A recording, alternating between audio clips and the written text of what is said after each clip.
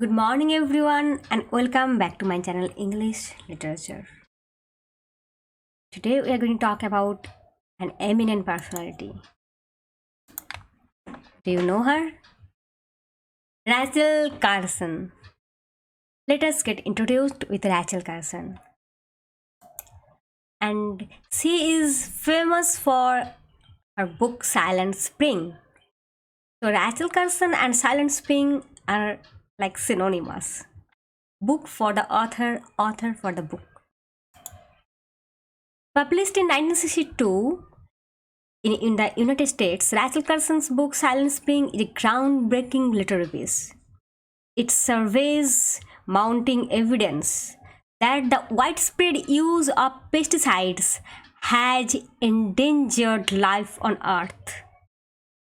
Rachel openly and logically criticizes the chemical industry that continue to claim that pesticides are safe. Yeah, they continue to claim that there is nothing to worry, there's nothing harmful in their pesticides. And Rachel's fight was against those chemical industry as well as against government policies. Few books have had as much impact on late 20th century life as Rachel's prophetic insight highlighted in every line of the book Silent Spring. Spring should not be silenced, but the spring will be silenced if things goes on like this. 1907. Rachel Lucy Carson was born on May 27, 1907 in Springdale, Pennsylvania. Her parents are Robert Warden Carson and Maria Frazier McLean. Though they have very meager earnings, Maria Frazier's talent and education boosted their children's childhood. And Rachel's mother, in Rachel's life and Rachel's attitude towards nature and life was mostly influenced and shaped by her mother. She was an ornithologist and a birdwatcher. She infused in young Rachel a love for nature. This is a spring. This is not Silent Spring. This is a spring. From a very young age, Rachel began writing stories about animals. 1918, she had published a prize-winning magazine piece by age 10, and it was published in the children's magazine. It was named St. Nicholas. Most of her reading and writing focused on themes from nature, and she had a particular interest in the oceans. Her rural upbringing on the family farm infuses within her a fundamental affection for nature. Her surrounding was amidst the nature. She was a bright but reserved introvert type who focused on academics rather than on socializing. 1925, she earned a scholarship from Pennsylvania Women's College. And Mary Scott Skinner, a young zoology professor, inspired her to pursue her study in biology. 1929, she graduated with honors. 1932, she receives master's degree in zoology at Johns Hopkins University. 1935, her father died suddenly. It was a very sorrowful incident. Unfortunately, her father died, and all the family's burden and the responsibilities come on his shoulder. On her shoulder, or on her shoulder. As a result, it was a shifting of paradigm for her life.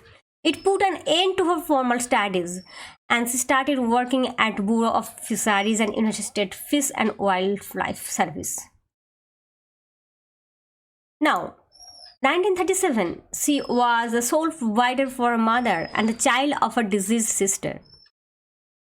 1941, she published her first book, Under the Sea Wind. Now, her second book, The Sea Around Us. So, all her books were related to the life of ocean, and it it was her love for the life of ocean and the animals. It expressed through her writing. Now, she received National Book Award for non-fiction in 1952.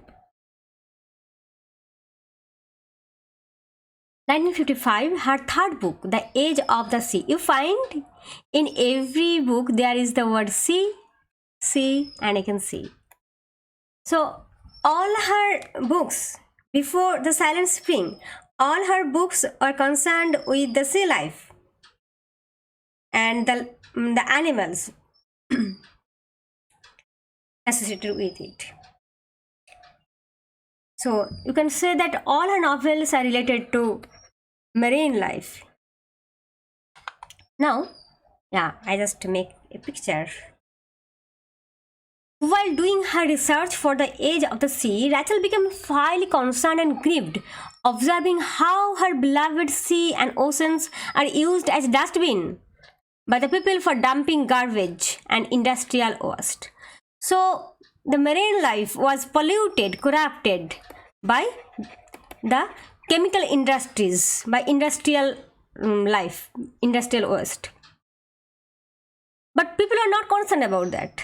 They think it is a progress of technology, advancement, industrialization. But actually it was a danger, a threat to civilization, for animals, for us. The total ecosystem was in danger. She started her research work on DDT and pesticides. 1958, Rachel's mother died.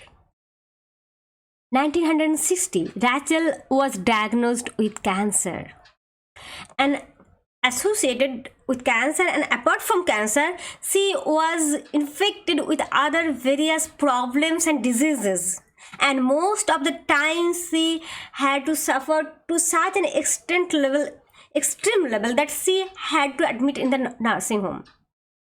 But nothing could stop her. When I read about her life, this part of her life inspired me a lot.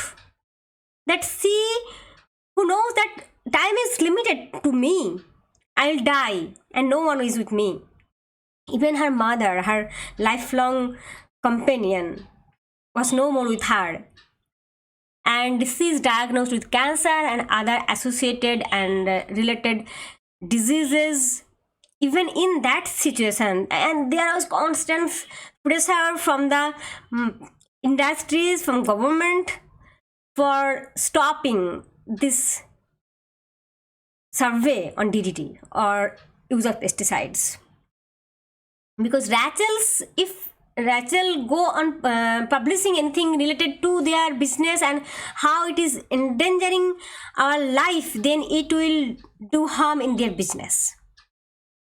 But nothing could stop her. Even in that situation, she is thinking that I have to do something before I died. So Silent Spring, 1962, Silent Spring was published. And even when she was working for it, she was constantly thinking that I have to finish it before I die. And this stamina, this positive thinking, this power, this mental metabolism, that inspired me a lot. That's why I love Rachel Carson. I admire her, salute for her. I'm proud of her.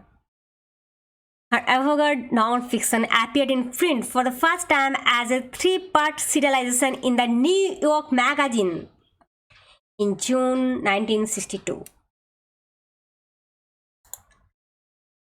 1963, CBC Reports broadcast a 1-hour TV program called The Silent Spring of Rachel Carson.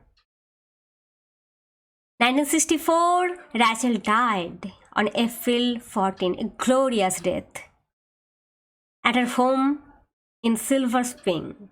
Not Silent Spring, but her home. The name of her home is Silver Spring in Maryland. She was then only 56 years old. This is Rachel Carson at the last stage of her years. And 1972, widespread use of DDT was banned. You must read about Rachel Carson. You must read her book Silent Spring along with her other books.